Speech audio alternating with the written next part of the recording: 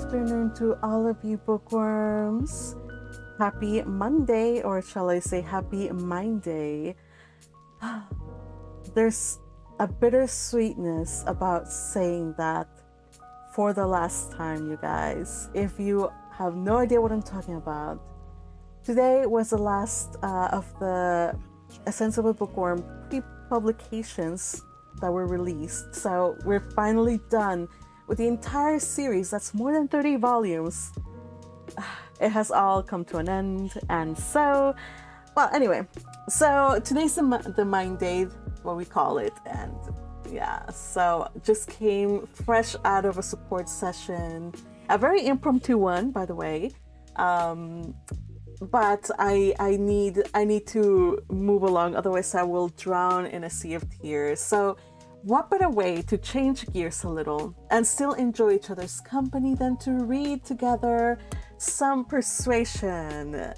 As ever, I am overjoyed to see you guys here. Thank you for joining me, and I will shout out those who were in the early gang. Akihana, darling, you were the very first one. Look at you.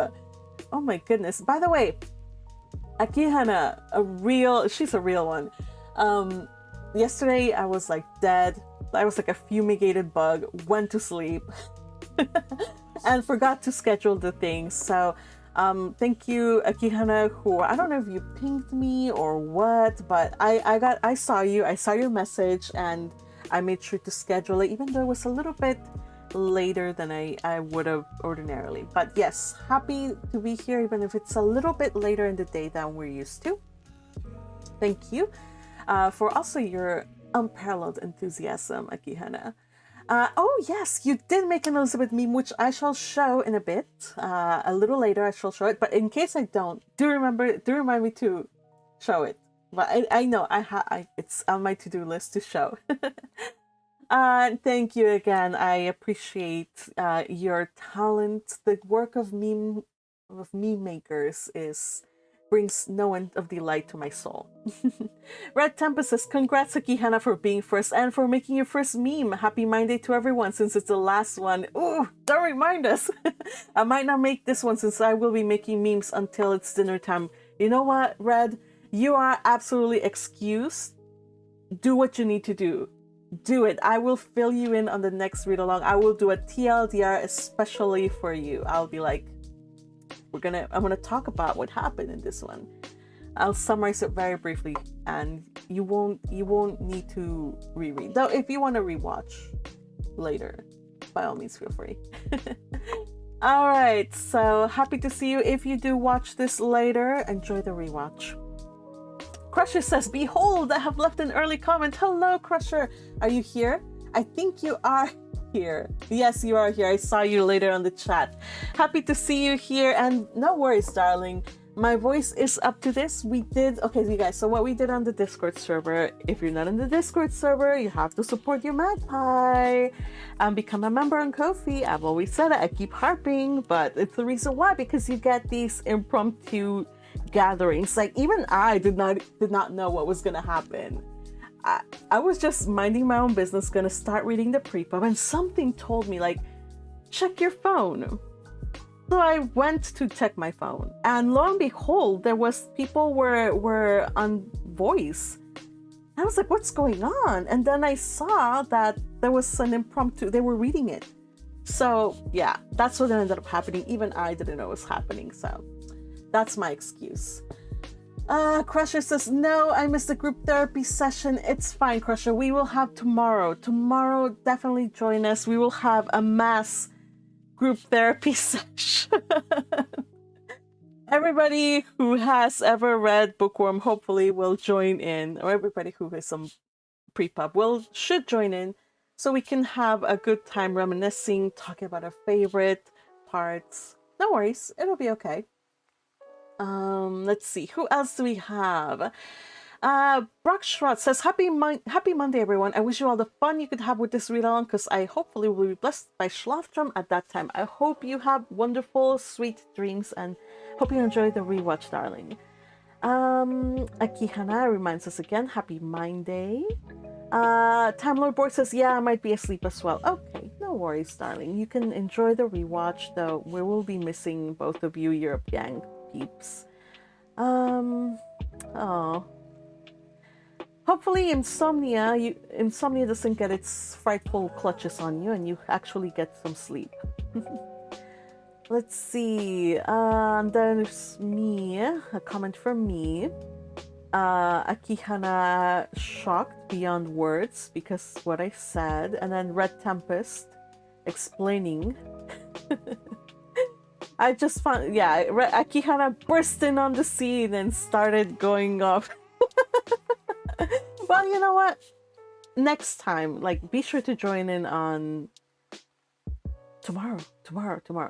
But don't vent at us, okay? We're gonna move on because there's other stuff to be emotional about. So don't vent at us about having missed that, please. All right. So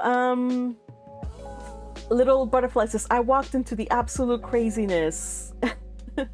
Which craziness? Everything is craziness. What craziness? Is it the one? I don't think I saw you, Albro, on the Discord read along, Butterfly. Or, well, it was a little bit of a read along. We read the epilogue together. Like, yeah, we took turns. So it was read along and discussion and group therapy at the same time. It was awesome. We're gonna have some of that tomorrow, but no read along. But we will have discussion and delve into the stuff we love. So tomorrow. Oh, Tealis, I'm so emotionally all over the place that there's no puns this time around. It's fine. Don't worry about it. It's fine. Understandable. Even I am wiping tears from my eyes at this moment. Let's see. All right, so Red Tempest says, I'll listen to the first 30 minutes while I eat, then I'll leave. Okay, so then I will just start this read-along. That way you can get as much read-along as possible. There's 2 chapters we're going to read today. They shouldn't be too long. So I will read them with love, and I hope you enjoy them. TLDR, what happened in the last read-along, we had Mr. Elliot has kind of like, he and Anne's father have finally settled on a truce. They're no longer angry. He is now a regular visitor to their house. And Anne thinks that he's a fine fellow, but she still has some reservations. Whereas Lady Russell, she's like, wow, he is like so virtuous, such a paragon of virtue, so handsome, so rich, so well behaved, so polished and whatever. So Lady Russell is ready to, like, I don't know, like she is universe approves of him entirely. Whatever. And Anne is just living her life here in Bath. So we're gonna get a little bit more, but new developments are happening in this read along. So let's get into them, you guys. Okay, where's my screen? Okay, here it is. Ready, everybody? I am ready also. Let me take a sip of water and I'm starting. All right. The remainder of Anne's time at Uppercross comprehend. Oh, wait. I think this is the wrong one. Hold on a second. Let me just go back. This is the wrong chapter.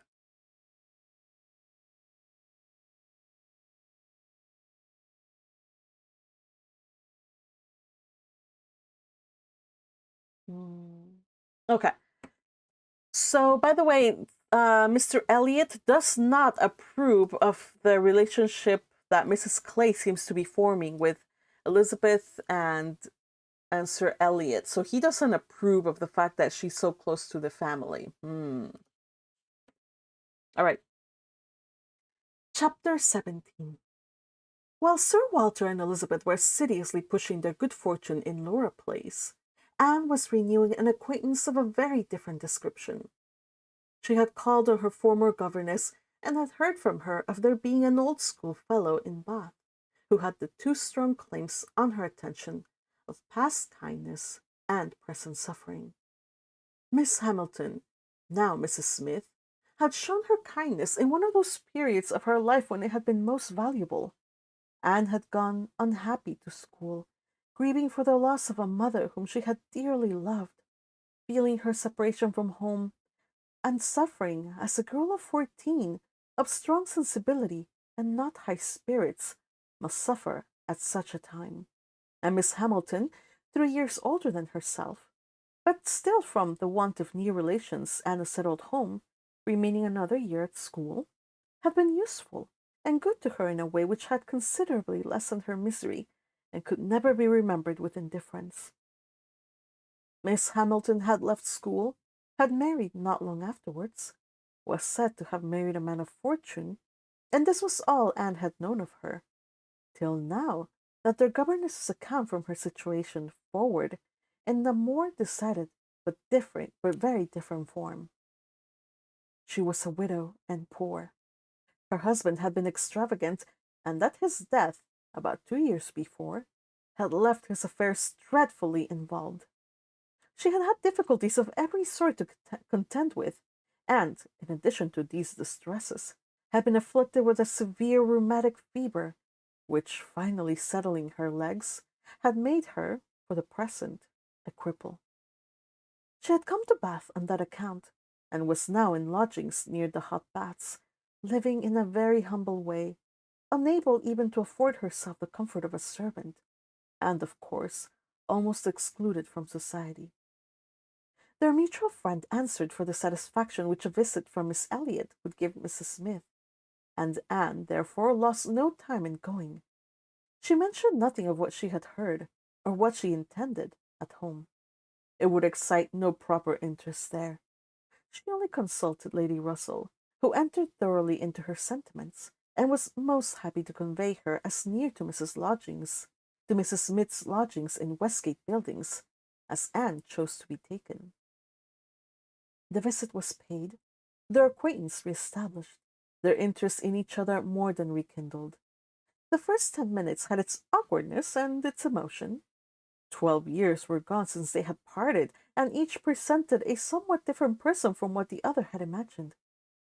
12 years had changed Anne from the blooming, silent, unformed girl of 15 to the elegant little woman of 7 and 20, with every beauty excepting bloom, and with manners and as consciously right as they were invariably gentle.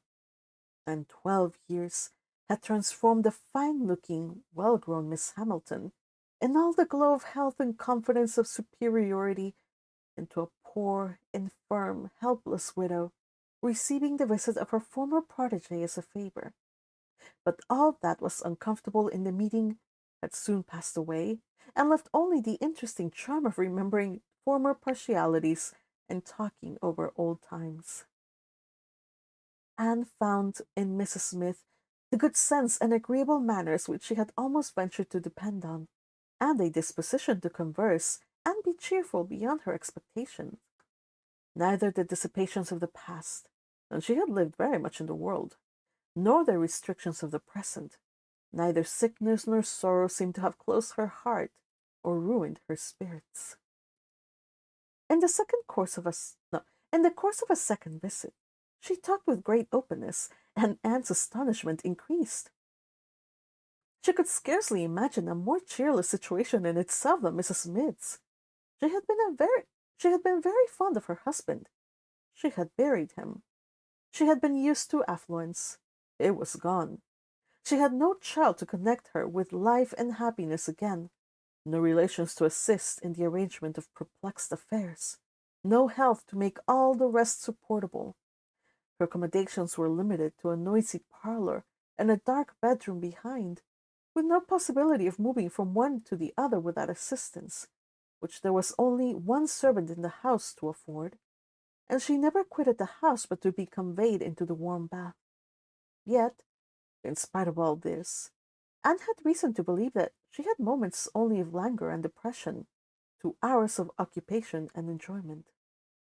How could it be? She watched, observed, reflected, and finally determined that this was not the case of fortitude or of resignation only. A submissive spirit might be patient, a strong understanding would supply resolution. But here was something more. Here was that elasticity of mind, that disposition to be comforted, that power of turning readily from evil to good and of finding employment which carried her out of herself, which was from nature alone. It was the choicest gift of heaven, and Anne viewed her friend as one of those instances in which, by a merciful appointment, it seems designed to counterbalance almost every other want. There had been a time, Mrs. Smith told her, when her spirits had nearly failed. She could not call herself an invalid now, compared with her state on her first reaching Bath. Then she had indeed been a pitiable object, for she had caught cold on the journey, and had taken possession of her lodgings before she was again confined to her bed, and suffering under severe and constant pain. And all this among strangers, with the absolute necessity of having a regular nurse, and finances at that moment particularly unfit to meet any extraordinary expense. She had weathered it, however, and could truly say that it had done her good. It had increased her comforts by making her feel herself to be in good hands. She had seen too much of the world to expect sudden or disinterested attachment anywhere, but her illness had proved to her that her landlady had a character to persevere, and would not use her ill, and she had been particularly fortunate in her nurse, as a sister of her landlady, and a nurse by profession, who had always a home in that house when unemployed, chanced to be at liberty just in time to attend her. "And she," said Mrs. Smith, "besides nursing me most admirably, has really proved an invaluable acquaintance. As soon as I could use my hands, she taught me to knit, which has been a great amusement, and she put me in the way of making these little thread cases, pincushions, and card racks, which you always find me so busy about, and which supply me with the means of doing a little good to one or two very poor families in this neighborhood. She has a large acquaintance, of course, professionally, among those who can afford to buy, and she disposes of my merchandise. She always takes the right time for applying. Everybody's heart is open, you know, when they have recently escaped from severe pain, or are recovering the blessing of health, and Nurse Rook thoroughly understands when to speak. She's a shrewd, intelligent, sensible woman. Hers is a line for seeing human nature, and she has a fund of good sense and observation which, as a companion, make her infinitely superior to thousands of those who, having only received the best education in the world, know nothing worth attending to. Call it gossip if you will, but when Nurse Rook has half an hour's at leisure to bestow on me, she is sure to have something to relate that is entertaining and profitable, something that makes one know one's species better. One likes to hear what is going on, to be au fait as to the newest modes of being trifling and silly. To me, who live so much alone, her conversation, I assure you, is a treat." Anne, far from wishing to cavil at the pleasure, replied, "I can easily believe it. Women of that class have great opportunities, and if they are intelligent, may be well worth listening to. Such varieties of human nature as they are in the habit of witnessing, and it is not merely in its follies that they are well read, for they see occasionally, under every circumstance, what can be most interesting or affecting. What instances must pass before them or of ardent, disinterested, self-denying attachment, of heroism, fortitude, patience, resignation, of all the conflicts and all the sacrifices that ennoble us the most. A sick chamber may often furnish the worth of volumes." By the way, let me just pause here. This was Jane Austen's last novel, one of her very last ones for sure. And it speaks a lot to how in depth she's talking about Mrs. Smith. She's saying she came from she's now to very reduced circumstances, but she bears it all with, valiantly, gallantly. She is not a person that's just letting herself fall to, I'm gonna just die and be depressed. It takes fortitude, and it's also like a gift in her nature to bear with these difficulties. But I can't help but think that Jane Austen she died of disease. I forget what it was, but some people say it was because she, like people in that time, they of course drank unpasteurized milk. So they say that it was a disease from like eating something that was bad for her. Anyway, she was suffering greatly towards the end of her life with pain. So I can't help but feel that this is a very personal glimpse into her own state of mind and her own philosophy of how one can bear life's the misfortunes of life. Very, very interesting for me to see, because unfortunately we don't get a lot of information about Jane Austen's life. I heard somewhere, don't quote me, but I heard her sister Cassandra burned a lot of her letters, or most of her letters, when Jane Austen died. So again, a very, very excellent writer, novelist. But this is, again, one of those glimpses that I think we're getting here that we wouldn't have gotten elsewhere. All right, returning on to it. Oh, Akihana says, could Mrs. Smith be Austen's own self-insert character? You know what? It's possible. Like, I know she seems like she's gonna play, and she's part of the story. Because right now, probably you guys are wondering, like, so much information about this lady. Like, Anne does need friends, and it's just to let us know that she's not alone. Like, there's still things for her to look forward to. But we do get some Mrs. Smith here, and I don't know. What are your thoughts on her so far? I honestly, I can't even begin to think how dreadful it must have been back then to be sick. She has nothing, nobody. She rented some cheap rooms.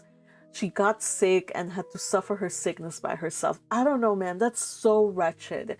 Like, I know when I get a migraine, and believe me, I get migraines regularly, but I know all I want to do is just hole up in my room. I don't want to talk to anybody. I don't want to see anybody. I don't want to, nothing. Leave me alone. I won't eat or drink anything.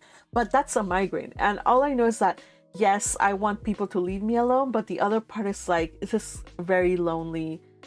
But I just can't handle people right now. But when you're sick, when I had COVID, like, I got COVID, but my mom and my sister didn't. So I was basically on my own for like a while, long days, and it was lonely because I wanted somebody to like pet my head and brush my hair and like tell me everything was gonna be okay.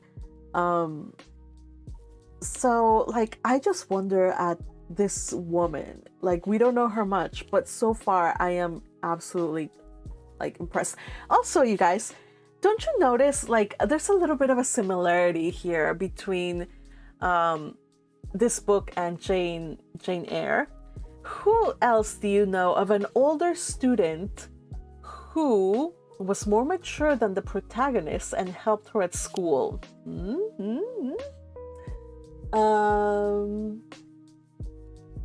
Like, I can't help but think that this is like another, like, in the same way that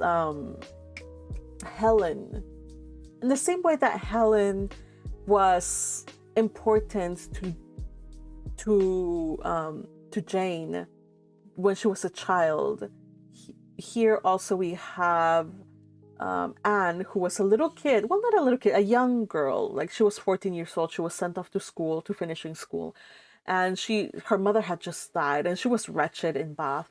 In that same way, like, an older girl, like, took her under her wing and had a deep impression. I believe she had a deep impression on Anne, and probably also helped her like a little bit to learn, like, maybe like to suffer patiently.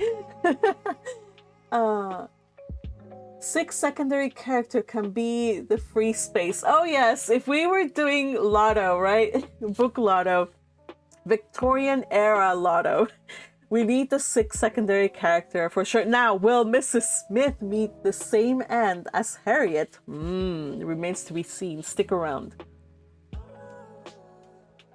All right, continuing on. And do I see Patrick on the chat? Patrick, you heard her chat. Do not bother the magpie when her head hurts. Yes. Yeah, like half of me wants to be like left alone, and then the other one's like, somebody come and pat my head, please. But of course, if anybody comes, like mom or whatever, I'll rush her out of the room. I'll be like, leave me alone. So, yes, contradictory. I don't make sense. Okay, what can I say? All right, let's do this. Continuing on. Where were we?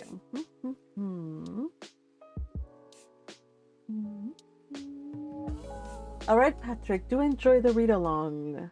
May you have sweet dreams as you fall asleep. Put a timer. Well, I should be done before 6. Definitely before 6. All right.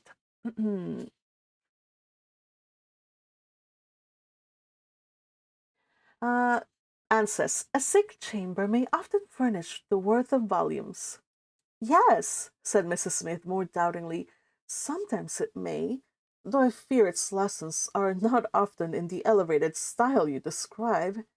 Here and there human nature may be great in times of trial, but generally speaking it is weakness, and not its strength, that appears in a sick chamber. It is selfishness and impatience. Yes!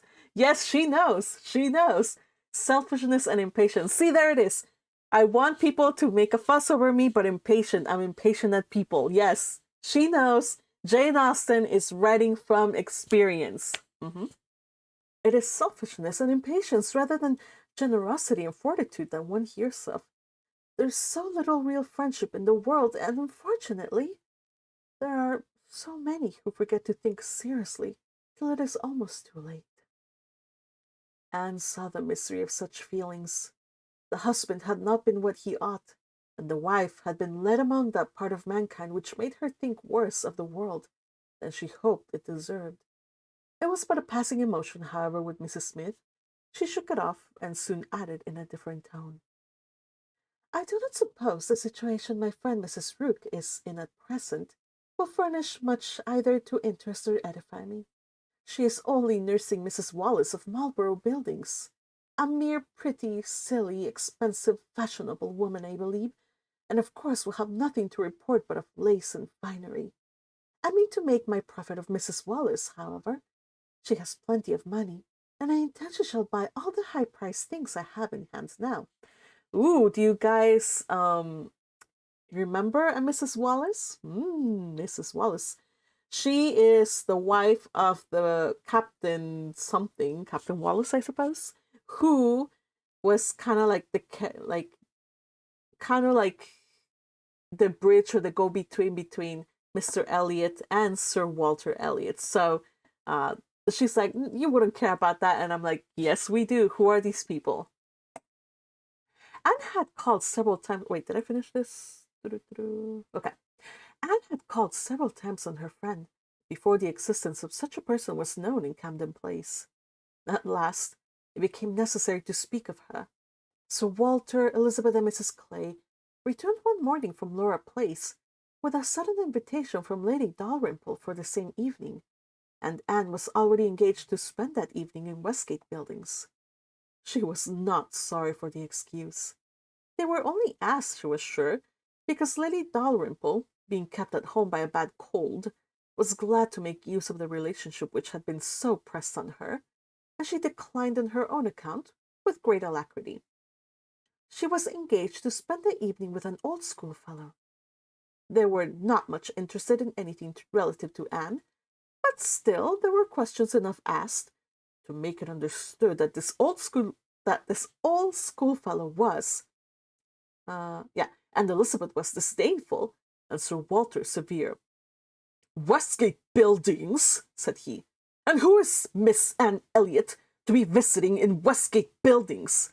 A Mrs. Smith, a widow Mrs. Smith, and who was her husband? One of the 5,000 Mr. Smiths whose names are to be met with everywhere. And what is her attraction? That she is old and sickly. Upon my word, Miss Anne Elliot, you have the most extraordinary taste. Everything that revolts other people, low company, paltry rooms, foul air, disgusting associations, or inviting to you. But surely you may put off this old lady till tomorrow. She's not so near her end, I presume, but she may hope to see another day. What is her age? 40? No, sir, she is not 31, but I do not think I can put off my engagement, because it is the only evening for some time which will at once suit her and myself. She goes into the warm bath tomorrow, and for the rest of the week, we are engaged. But what does Lady Russell think of this acquaintance? Asked Elizabeth. She sees nothing to blame in it. On the contrary, she approves of it, and has generally taken me when I have called on Mrs. Smith.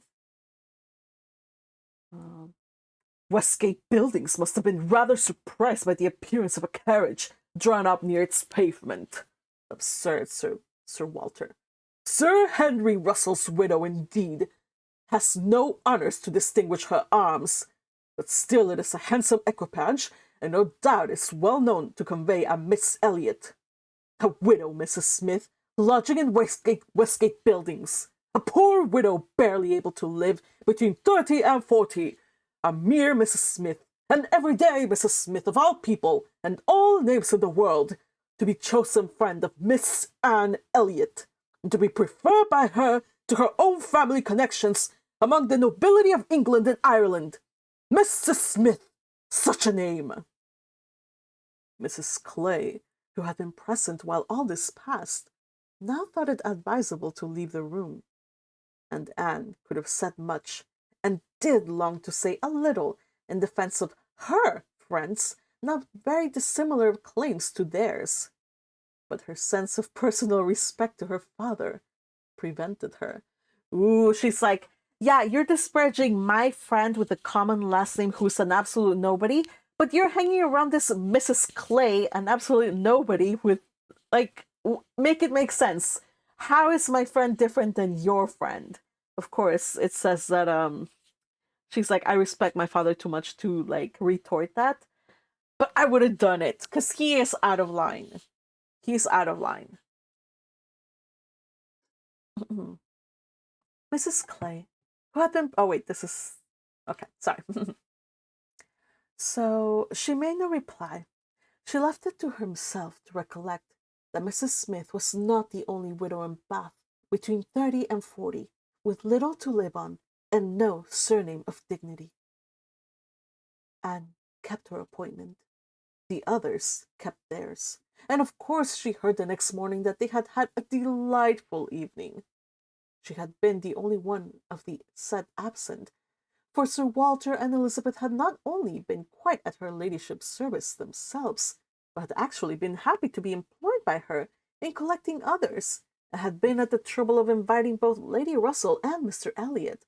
And Mr. Elliot had made a point of leaving Connor Wallis early, and Lady Russell had fresh arranged all her evening arrangements in order to wait on her.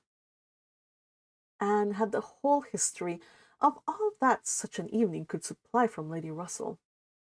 To her, its greatest interest must be in having been very much talked of between her friend and Mr. Elliot, in having been wished for, regretted, and at the same time honoured for staying away in such a cause.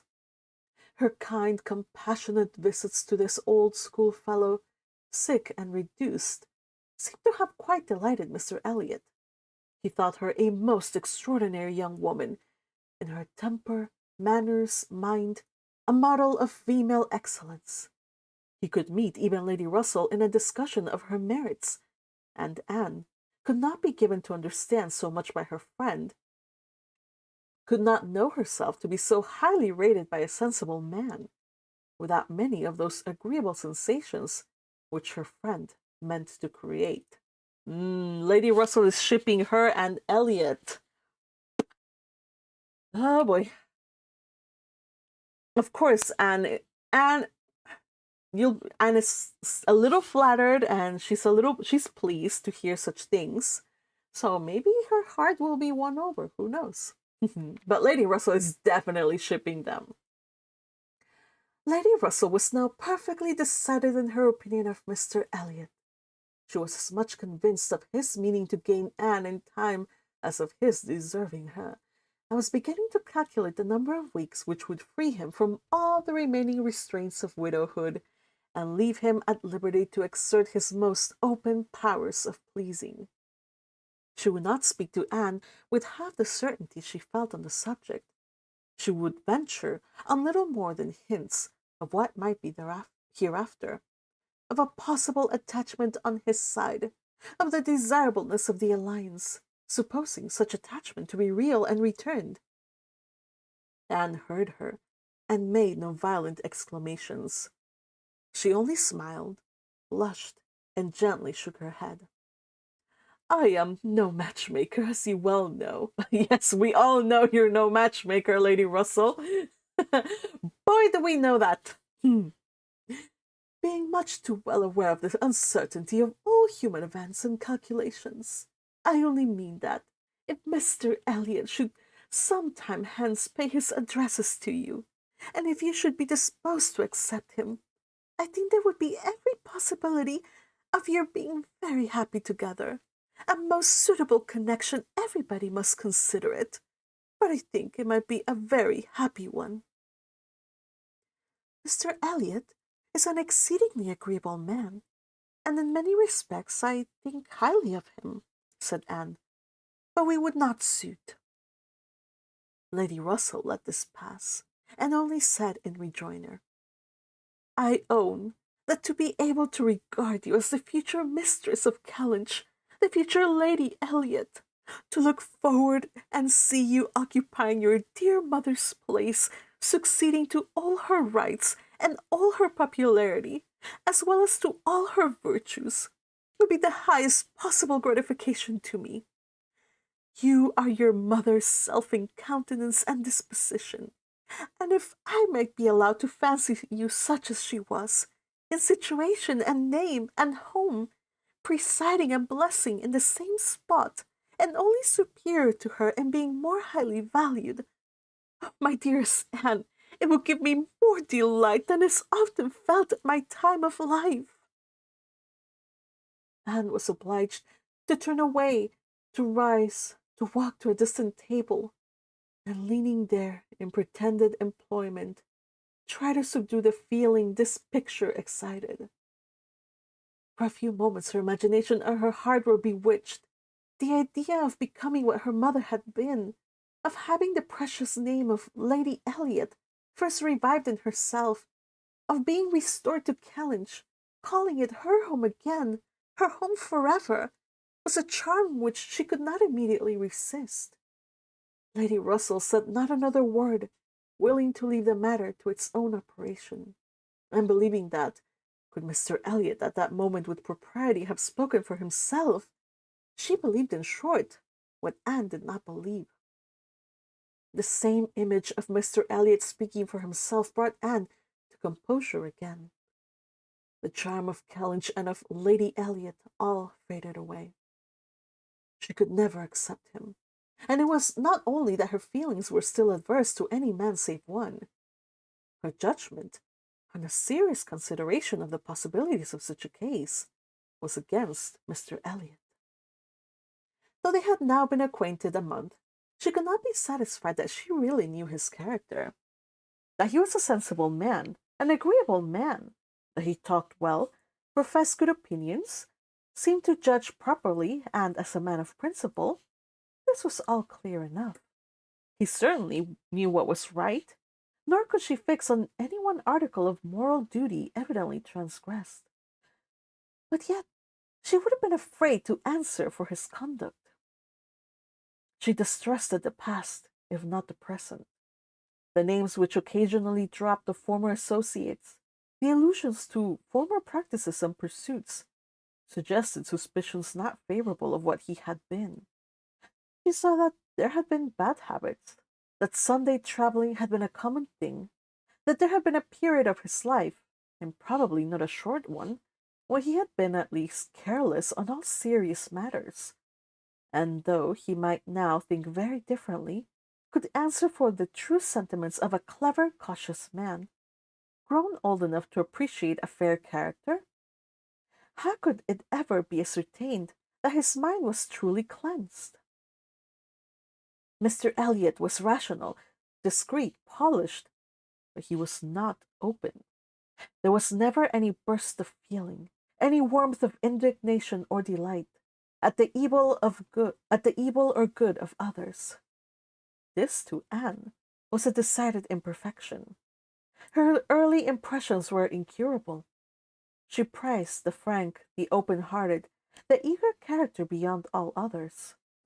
Warmth and enthusiasm did captivate her still. She felt that she could so much more depend upon the sincerity of those who sometimes looked or said a careless or a hasty thing than of those whose presence of mind never varied, whose tongue never slipped. Mr. Elliot was too generally agreeable. Various as were the tempers in her father's house, he pleased them all. He endured too well, stood too well with everybody. He had spoken to her with some degree of openness of Mrs. Clay, had appeared completely to see what Mrs. Clay was about, and to hold her in contempt, and yet Mrs. Clay found him as agreeable as anybody. Lady Russell saw either less or more than her young friend, for she saw nothing to excite distrust. She could not imagine a man more exactly what he ought to be than Mr. Elliot, nor did she ever enjoy a sweeter feeling than the hope of seeing him receive the hand of her beloved Anne in Kellynch Church in the course of the following autumn. Okay, so there's Anne's thoughts on Mr. Elliot. Let's discuss it a little bit. So Anne agrees. Mr. Elliot is very, he has no apparent flaws. And that's the flaw in him. Like, there has to be something wrong with the man, and she doesn't know what it is. Like, there's no such thing as a perfect person. He's extremely good at hiding any bits of any ill temper, any strong emotion. She has never seen him any strong emotion. And honestly, I agree with her. I am of the opinion you should never really start seriously to consider somebody for, to tie the knot. Somebody whom you haven't seen at their absolute worst. At their worst. Truly losing their mind, angry. You have to see how people are when they're angry, when they are impatient, when they are with family, because that's a real person you're getting. Somebody who is always polite, who doesn't seem to lose their temper, who doesn't honestly, Anne's family, they're ridiculous. They're absolutely ridiculous. And it's been a month, and he has never shown that they exasperate him. And everybody seems is pleased with him because he's perfect all the time. So there's something about Mr. Elliot that just doesn't sit quite well with Anne. Anne would rather be with somebody who, you make mistakes. Obviously, we all make mistakes. She wants to see the human underneath Mr. Elliot, and she's not going to jump at him. And this, despite of how attractive the offer might be, literally, you guys, all she wants is to be at home, return to her home, Kellynch Hall. Remember, it's if she marries Mr. Elliot and then he inherits Kellynch Hall, then she would be like Lady Russell said, she would basically be presiding as the mistress of the house in the same way that her own mother did. And of course, Anne is I miss my home. I would love to be back at home and to never have to leave it. But again, she's not going to jump, do something emotional, make an emotional decision. And I like it. I like it because remember, at the beginning of the story, when she broke off her engagement with Captain Wentworth, it was seen as you did something foolish, you did something, getting married to this guy who is just, no. And back then, I think she already knew herself, she knew her mind. And yes, Lady Russell did bring up some points that made her eventually think that, yeah, probably this is not a good idea to get engaged so early. but I think she's always known herself, and it's good. Unfortunately, time has passed, and many people might come to see, like, she's still single, she's still brokenhearted, the guy left her. But I think it's preferable that she remains as she is rather than to get tangled up with the wrong person. Because honestly, guys, there's no such thing as a perfect person. Like, even I could live my life looking for Ferdinand, you guys. But I will never find, and I know I will never find a Ferdinand, and that's fine. I just want somebody who will be perfect for me. That's all. Like, if we can get along and go through life together, and sickness and health, and just, that's what's most important. The person that is perfect for you, that you get along with the best, person who, like, in difficult times, you can rely on, and they can rely on you, That's what's most important. We don't want Prince Charmings. We don't need Prince Charmings, because there's Mr. Elliot. He seems a perfect Prince Charming, and who knows what's happening, you guys. You guys will see. There's stuff coming up. I hope you guys look forward to it. But now we're gonna read one more chapter. As I promised you guys, we will get more news about Louisa. Important, huge news. So let's get on with that. Let's see. Cat Asterisk, hey, hello, says dangerous thoughts here to compete with her sister. Ooh, yeah. What is up with Elizabeth here? Like, how is Elizabeth taking the... First off, Elizabeth's a complete moron. I'm sorry, she's an idiot. Because she is blind to the evils of Mrs. Clay. She dismisses Anne. She doesn't have good judgment. So I don't even think, like, the whole idea of, what a strange noise. That was my water bottle, okay, you guys?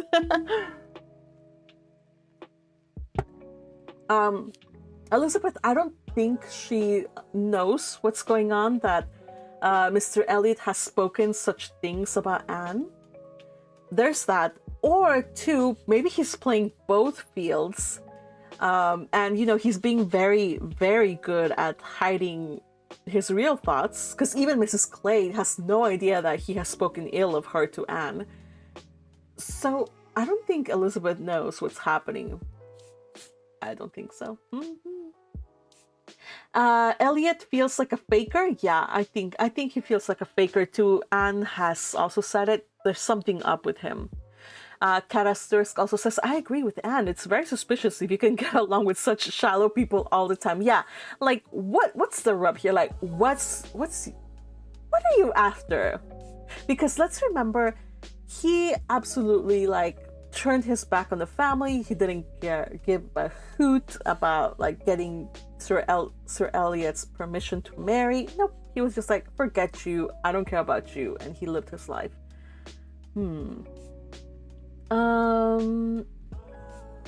Dumpling Scream, she says, as in, the more crazy the person is, the more they hide it. Wow. Yeah, I've known some crazy people, and a few of them, you could tell in their eyes that something was not right, but one or two people really caught me off guard. Like, I was like, yo, what did I do? I am sharing a car right now with you, and I want to get out of this car right now. Yeah. So, yeah. If they are dangerous, kind of crazy, then yes, Noodles. Yes, they will hide it sometimes, yep. Alright, Crusher says, Magpie did... No, I did not. That was my water bottle. I promise you. I would never do such a thing. Such an uncouth thing. Noodles Dumplings Kimchi says, did I miss something? No, you missed nothing. Akihana says, Elliot is a weasel. Do not disparage the weasel. Well, actually, we don't know. We don't know if he's a bad guy or not. Anne just has suspicions, okay? Suspicions which we cannot dismiss. However, at the end, we can see whether we were being unjust in calling him a weasel or not. But for now, let's leave the weasels out of this, okay? Weasels. Save the weasels. Remember, weasels are our friends. At least for this book, we are friends of weasels everywhere because they are adorable. As a reminder, here you go. How's that for adorable? Baby weasels. How sweet. How precious. Ooh, types of weasels. Ooh. What? Open a new tab. Open image in new tab. Here we go. Here we go. Types of weasels. We have long-tailed weasels, short-tailed weasels, domestic ferrets, Japanese weasel, European polecat. Anyway, I digress. Let's return to the next one. You guys can find the weasel chart on your own. It's in Google. Stop it, Crusher. We are not going to taste weasel meat here, okay? Besides, we could get rabies. All right, continuing on. Chapter 18.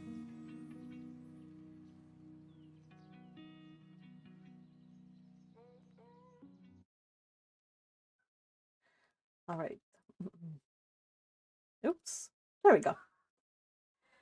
It was the beginning of February, and Anne, having been a month in Bath, was growing very eager for news from Uppercross and Lyme. She wanted to hear much more than Mary communicated. It was 3 weeks since she had heard at all.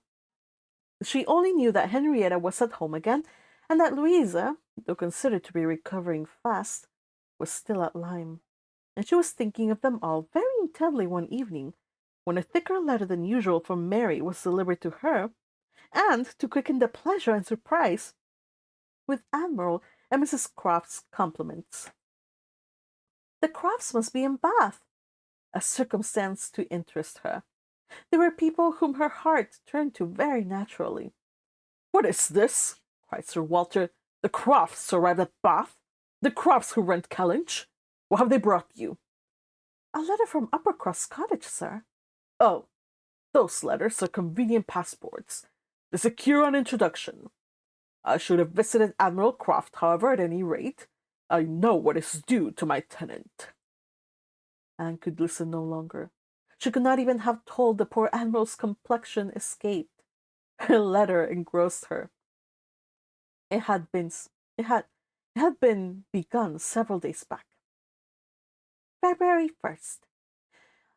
My dear Anne, I make no apology for my silence, because I know how little people think of letters in such a place as Bath.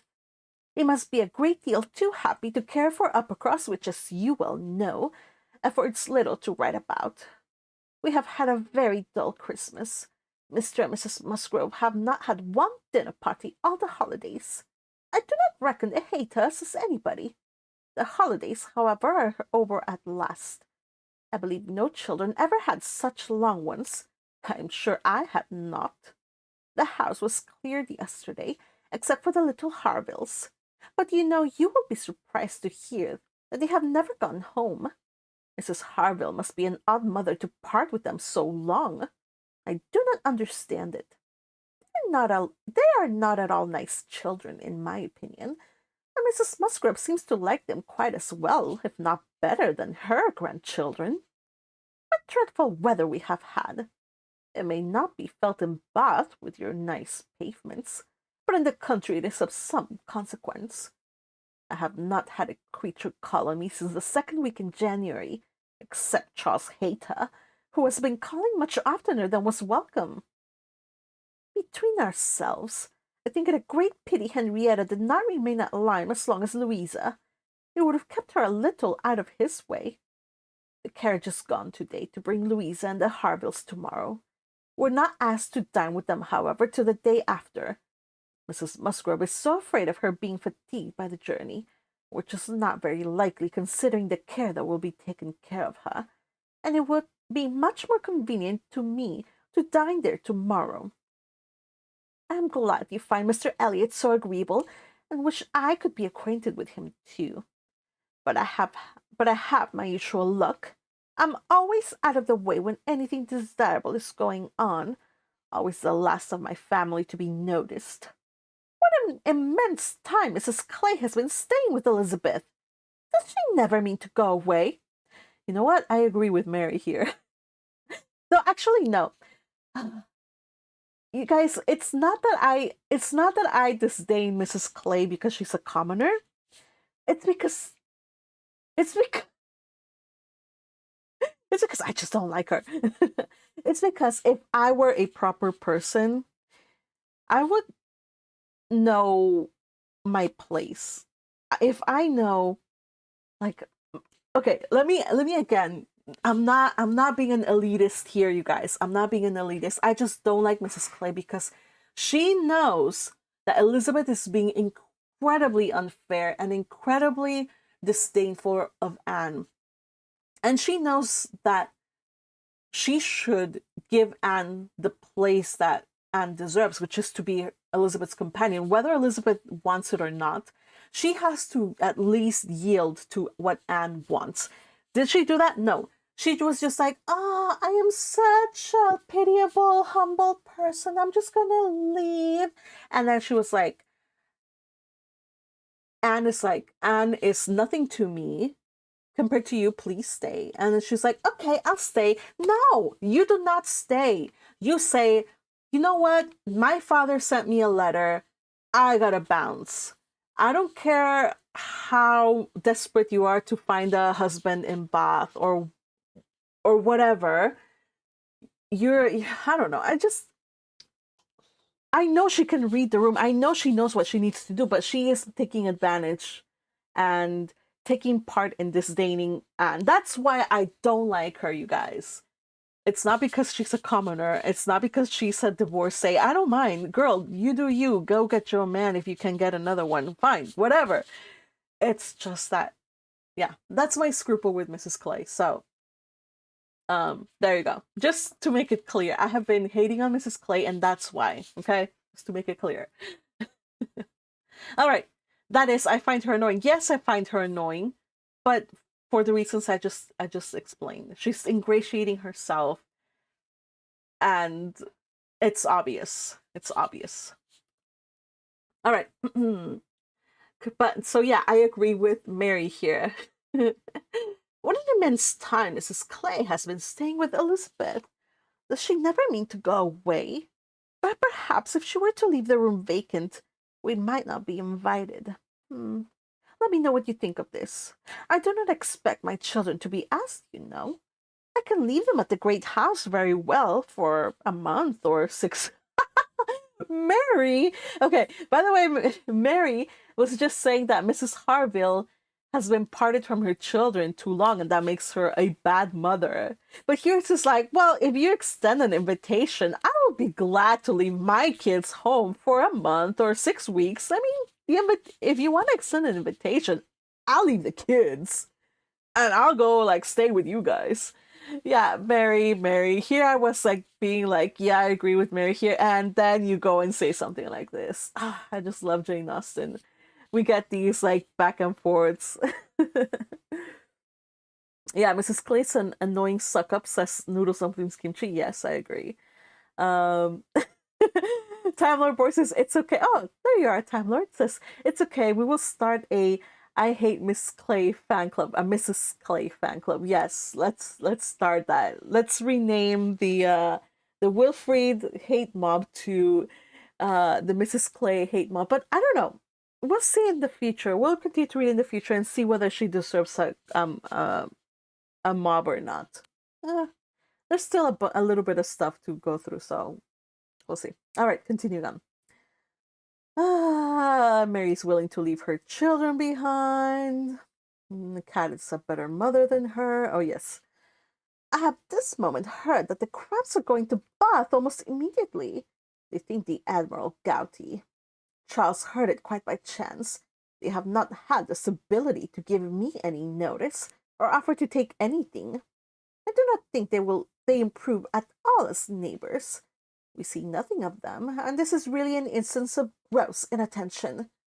Charles joins me in love, and everything proper. Yours affectionately, Mary M. I am sorry to say that I am very far from well. Jemima has just told me that the butcher says there's a bad sore throat very much about. I dare say I shall catch it, and my sore throats, you know, are always worse than anybody's. Mary. So ended the first part, which had been afterwards put into an envelope containing nearly as much more. I kept my letter open, that I might send you word how Louisa bore her journey, and now I am extremely glad I did, having a great deal to add. In the first place, I had a note from Mrs. Croft yesterday, offering to convey anything to you. A very kind, friendly note indeed, addressed to me, just as it ought. I shall therefore be able to make my letter as long as I like. The Admiral does not seem very ill, and I sincerely hope Bath will do him all the good he wants. Oh, Mary, Mary! Oh, Mary! Can we get a Mary count, please? Again, in the last book, in the last letter, she's like, these people, they don't respect me, they don't take notice of me. And now she's like, oh, these are great people. Oh, okay.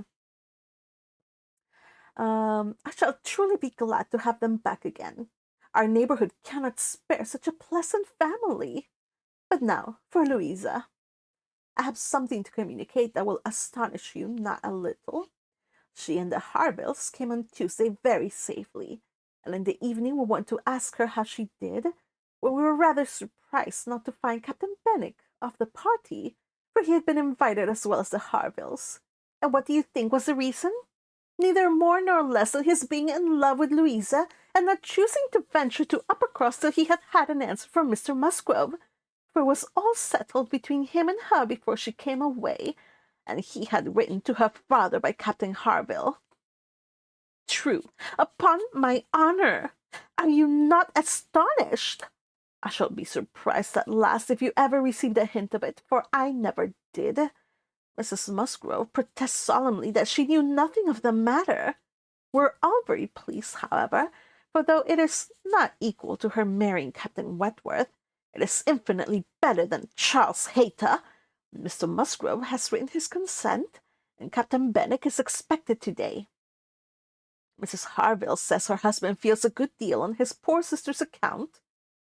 Oh, so remember, Mrs. Harville is married to Captain Harville, whose sister, Fanny Harville, had been engaged to Captain Benwick. So imagine how Captain Harville is feeling now that Benwick is so quick to marry another girl. Like, yeah, this is the big news, you guys. Benwick and Louisa are getting married. Yes, the same Benwick who was all emo and reading poetry and all these things because he had lost the love of his life. It's not been a month, you guys, or it's been, okay, fine, a month. The holidays, the winter, Christmas, whatever. It's been maybe 2 months. Fine. We'll give him 2 months. And he has now engaged himself with Louisa Musgrove. Dude, Captain Harville is like, I'm sure he's like, yo, Benwick. I mean, it says right here, Mrs. Harville and I quite agree that we... Oh, wait, no. Mrs. Harville says her husband feels a good deal on his poor sister's account, that is the lady who died. But, however, Louisa is a great favorite with both. Indeed, Mrs. Harville and I quite agree that we love her the better for having nursed her. Charles wonders what Captain Wentworth will say, but if you remember, I never thought him attached to Louisa. I never could see anything of it. And this is the end, you see, of Captain Benwick's being supposed to be an admirer of yours. Oh, Mary! She's just rubbing it in. How Charles could take such a thing into his head was always incomprehensible to me. I hope you will be more agreeable now. Certainly not a great match for Louisa Musgrove, but 1,000,000 times better than marrying among the Hayters.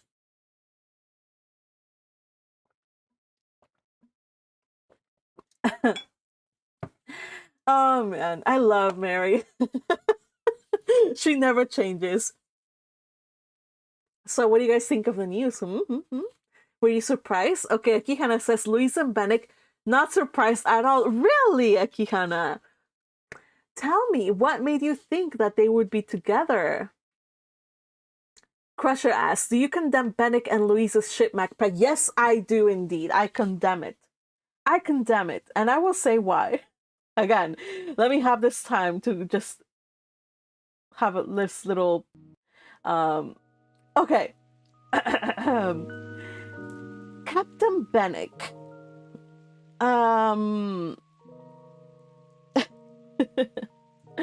Captain Bennick, I thought he loved Fanny. Like, I thought he loved her enough to at least wait a year before he got engaged. But no. Fanny hasn't even been dead a year. And he's already moving on. And it's such an imprudent, well, not imprudent, but such a reckless thing. Like, you guys, compare Captain Bennick and Louisa. Louisa, who is so blah, blah, blah, and Bennick, who is just, there's so, like, what, why? I need to understand. But for the most part, I condemn the ship because it feels like he was unfaithful to his first love. And yes, sue me if I think he should have waited more than a year or more than a few months. It hasn't been a year, you guys. And he was, first off, he was grieving. And not just grieving, but he was living with Captain Harville, who was his late fiance's brother. So he has been living with that family. I think he owes the family like a little bit of like, okay, well, I've been living with you guys for about a year, for like less than a year, I know. And I thank you for having taken me in during this dark, depressing time. I know that you guys consider me as much family as if I had actually married Fanny. But now I feel like I must settle in another place and move on with life. You know, he has to cut himself off from the family. Like, he's just profiting from like a family that good-naturedly and with love opened their arms to him, where everything to him got him through such a terrible time. The family is also suffering. Captain Harville lost a sister who was beloved. And now he's like, well, I see this, like, this angel came from above, you know, broke her head, and now I'm just gonna, like, yeah, she seems like a nice girl, and she's living in your house, and yeah, I think I'm going to, like, marry her now, because, I don't know, we don't know why they got attached. Like, come on, Bennick. Now that I think about it, I think it said that he did move to other lodgings, so I guess it's not quite as bad. He did, like, when Louisa stayed over for, you know, for her sickness, she took over the Harvilles' room. The Harvilles took over his room, so he had to find another place to live. So, okay, fine, I'll give him that, okay? You guys know I have very strong opinions about things. It's just I don't often voice them, but since there's nobody here to like say that I'm wrong, and even if they were, that's fine. That's your opinion. But I am free and able to voice them here. Very opinionated. Anyway, I have thoughts about this. Akihana says, when you said there was going to be a surprise news about Louisa, I kind of already predicted that it was going to be a relationship between her and Bennick. It could have been, though, between her and Wentworth, because remember, you guys, the whole family already sees them as destined, saw them as destined for each other. Remember how Wentworth fell apart during Louisa's accident? And when he was so solicitous, he was so eager that he was really hoping that Anne would take care of Louisa. Like, honestly, people, if you had thought that he was really, and also he spent a lot of time in Lyme during Louisa's recovery, like, honestly, it feels like that's where things were going. So, I don't know, more power to you if you were able to connect Bennick, of all people, to Louisa. Akiana says it's a pretty common trope for a sick patient and a frequent visitor, be it nurse, doctor, or passing acquaintance, to develop something. I get it, yeah. Though when it's a nurse or a doctor, it's very icky. in my opinion. But okay. I'm not saying it doesn't happen, but when it does happen, it's icky in my book. It's just not. No. And Louisa is the sick person and Bennick a housemate. Not difficult to see him often spending time with her. Yeah, I know, but where was Wentworth all this time? Surely Wentworth was there somewhere, right? Crusher says, so if you married a Damiel then... Wait, what are you talking about, Crusher? What are you talking about, a Damiel? Why Damiel of all people, huh? So if you married a Damiel, then that Damiel dies. But you came across your Ferdinand and he wants you. Would you still... Wait. Yes, I would. What is the freaking hurry? What's the hurry, you guys? What's the hurry? Louisa is a very young lady. She's fresh out of school, so she's what, 16, 17 maybe? They can wait. They can definitely wait, you guys. There's no rush.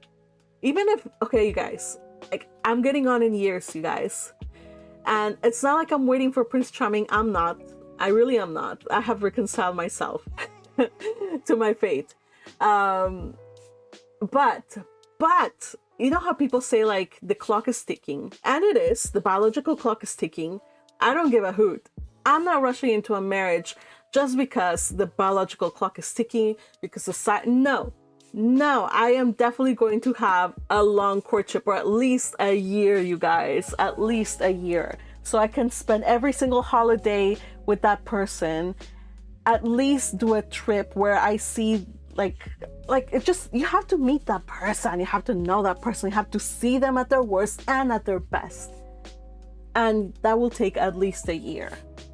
So no, even if I met a Ferdinand right now, right here, if he and I chance to bump into each other while I'm jogging in the park or driving or whatever, no, I would still not rush into a marriage. No, wait, there's no rush. Akihana continues, and then there's also the fact that Louisa seems to have quite a positive personality, which just pushes things forward too. Yeah, I know. Now in hindsight, yes, hindsight is 2020. But how you were able to connect it, it's like before you even knew. That's amazing. I'm saying it's amazing. I'm not questioning you. I really am saying it's amazing. Akihana continues, Wentworth, possible since we all know he's being saved for Anne as the ML. Is he though? Do you guys think it's gonna be Wentworth? Because my money, well, okay. I'm not gonna say nothing. All right, you guys. I don't know, Sasaki Hana. I just feel that Wentworth's feelings at the time were more of guilt and responsibility for possibly not having prevented the accident. Ooh, that is a good point. The hurry is that other people want your Ferdinand. You guys, if Ferdinand is gonna be stolen away, okay, so here's the thing. I meet somebody and he meets me and we both click and we're dating, right? If during the dating time, if during the one measly year, if during that measly year somebody steals him or whatever, good, please take him, because that just means that, yeah, it's gonna hurt, but that just means that he was easily going to be swayed by like a prettier face, a younger woman, I don't know, bigger breasts, who knows, I don't know. Reckless because you're afraid that somebody will steal him from you. You have issues you need to work out. I'm sorry, that's just what it is. You're getting married for the wrong reasons.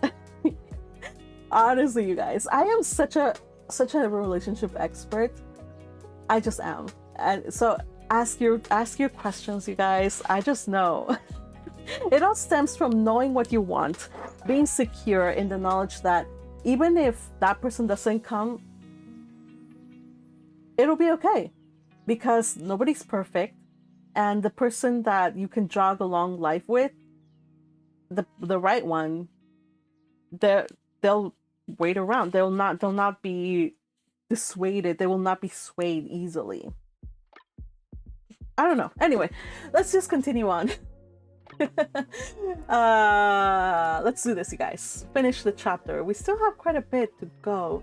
Oh my goodness, and I'm getting really hungry. So, what do we do? Do we pause here? I want to pause because I'm getting really hungry. What to do? I think I'm gonna pause, you guys. Or wait, let me see. Let me see how long do we have left. On page 175, the chapter ends in... I think I'm gonna stop here, you guys. I will continue on. It's just, I suddenly, you know when you get that, like, you're hungry, your tummy hurts, but then there's that hunger that makes you nauseous, and that's what I'm getting right now. And I need to take a little bit of a break. So you guys, we will finish this on Wednesday. If you want more Magpie content, do be sure to join me tomorrow for the last A Sense of a Bookworm pre-pub discussion. We are going to do Hannah Lord the weeks afterwards, so I will make the announcement. So it's not totally the end. But yeah, we are going to stop here. I hope you enjoyed today's read along. Of course, I always have fun when I do these. I hope that you guys do not mind my rants. I did go quite a bit of rants today. But if you guys ask me a question, I will reply with all honesty, and I will tell you my philosophy of life, and probably that's why I'm still single. And I own it. I own that I have made mistakes in relationships, so I'm not saying that my philosophy is right. But as a person who does, for reasons, does not do well in relationships, I mean, when you are on the aromantic scale or asex scale, like I don't do well in relationships, so I know what I want and I know why I'm like this. So yeah. Anyway, I will leave you guys to today. I hope you enjoyed the read along. I don't think we have to analyze a lot or discuss a lot of what we talked about before, because I was making some breaks in between while I read. But anyway, give me your impressions of Elliot. Do you agree with Jane? Do you agree with Anne's take on Elliot's character or Lady Russell's? What did you? How did you enjoy Mary's letter? And do you think that Anne, do you think that Louisa and Benwick will get married after all? And if they do, will they be happy? Or will they, you know, are they set for troubled waters? I don't know. I could be wrong. I hope I'm wrong. Oh, my tummy hurts. Okay, I better go now. I think I really need to go. I'm getting really nauseous from hunger. I'll talk to you guys later. See you all tomorrow. Enjoy the rest of your evening or the rest of your day. Love you, everybody, and thank you for chatting with me. Bye.